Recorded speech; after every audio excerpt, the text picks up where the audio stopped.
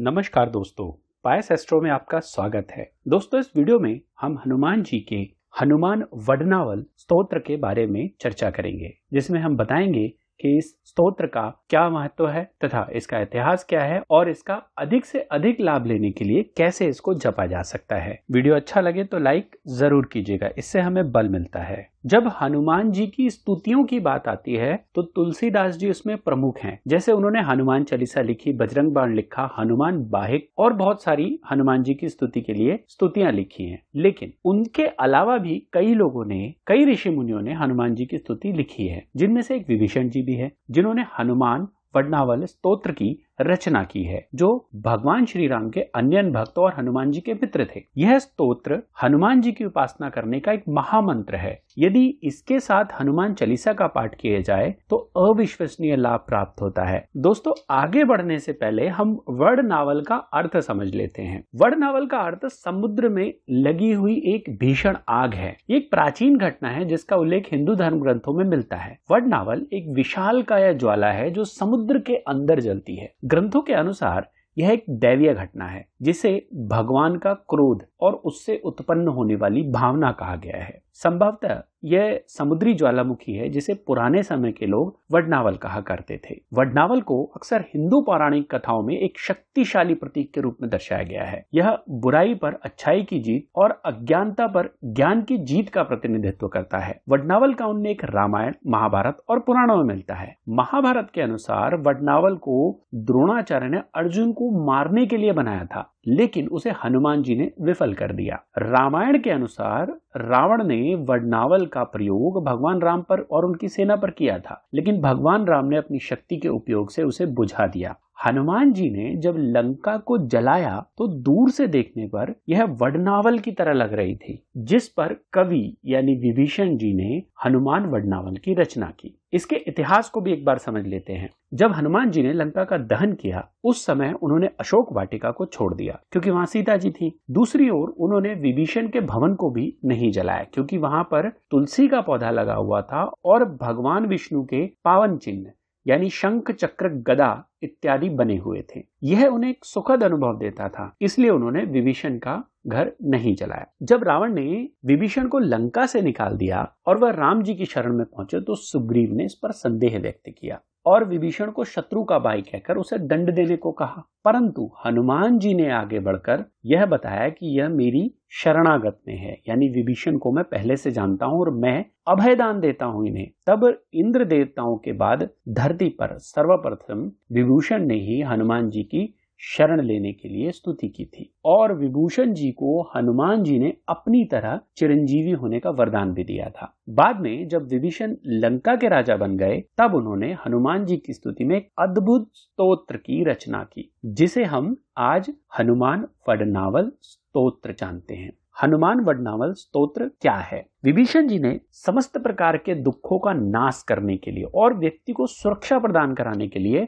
हनुमान वडनावल स्तोत्र की रचना की। इस दिव्य वडनावल स्तोत्र पर श्री राम हनुमान जी का आशीर्वाद है तथा माता सीता का भी आशीर्वाद मिलता है। इसके अलावा विभीषण जी का तपोबल भी इस स्तोत्र में शामिल है। अतः इस भाग्यशाली पाठ को करने वाला व्यक्ति भय और शत्रुओं से मुक्त हो जाता है तथा उसकी इच्छा पूर्ण होती है। इस स्तोत्र का प्रारंभ हनुमान जी की शक्तियों का गुणगान व उनकी प्रशंसा करने से किया गया है। फिर हनुमान जी से रोग इत्यादि से बचने के लिए प्रार्थना की गई है। जीवन में आने वाली परेशानियों को दूर करने के लिए उनसे हाथ जोड़कर विनती की गई है। इसके अलावा हनुमान जी को सभी प्रकार के भय, परेशानी, बुरी आत्माओं, शत्रु इत्यादि से खुद को मुक्त रखने के लिए अनुरोध किया गया है। अंत में हनुमान जी से आशीर्वाद लेकर अपने जीवन में सफलता, स्वास्थ्य और हर इच्छित वस्तु को मांगने का अनुरोध किया गया है। अंत में हनुमान जी से आशीर्वाद तथा अपने जीवन में सफलता, स्वास्थ्य तथा हर इच्छित वस्तु को प्राप्त करने का अनुरोध किया गया है। इस स्तोत्र के लाभ क्या हैं? इस स्तोत्र के पाठ से साधक में एक शक्ति का संचार होता है, जिससे वह अपने सभी कार्यों को बिना किसी मुश्किल के आत्मविश्वास के साथ सिद्ध कर लेता है। यह स्तोत्र सभी प्रकार के रोगों का निवारण करता है और अच्छा स्वास्थ्य देता है। इसकी साधना से आपके शत्रुओं का नाश होता है। कहते हैं कि किसी प्रकार का भी शत्रु हो उसका बल क्षीण हो जाता है, वह आपको नुकसान नहीं पहुंचा पाता। मारण, उच्चाटन आदि पीड़ा कृत्य कार्य भी आप पर असर नहीं करते हैं। इसका नियमित पाठ करने से जीवन में सभी प्रकार की समस्याओं का हल निकल आता है तथा हनुमान जी की कृपा के साथ साथ राम जी और माता सीता जी का भी आशीर्वाद प्राप्त होता है। इसके पाठ से मनोकामनाएं तो पूर्ण होती ही होती हैं, साथ में एक अनोखा आत्मविश्वास और इसको करने वाले के माथे पर एक तेज विराजमान रहता है, जिससे नकारात्मक शक्तियां उसके निकट भी नहीं आती हैं। अगर आप नियमित वडनावल स्तोत्र का पाठ कर रहे हैं तो कई बार भूत, प्रेत, पिशाच इत्यादि शक्तियां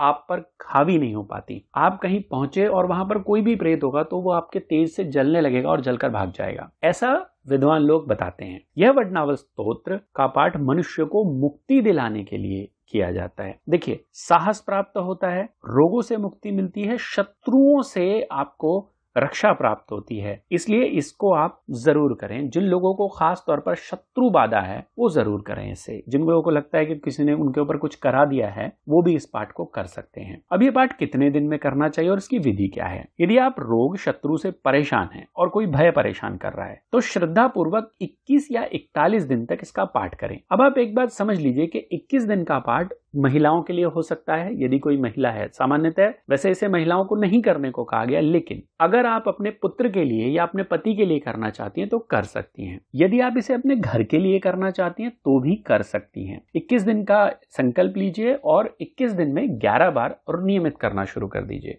किसी भी प्रकार की जो आपके घर में बाधाएं चल रही हैं उससे आप बाहर निकल जाते हैं। सूर्योदय के समय सुबह सुबह करना इसको सबसे अच्छा माना गया है। स्नान आदि से निवृत्त होकर स्वच्छ वस्त्र धारण कर लीजिए, हनुमान जी की मूर्ति या चित्र सामने रख लीजिए, लाल रंग के आसन पर पूर्व की तरफ आपका मुख होना चाहिए, आप बैठ जाइए, यानी जिस तरफ से सूरज निकल रहा है आपका मुख उस तरफ होना चाहिए।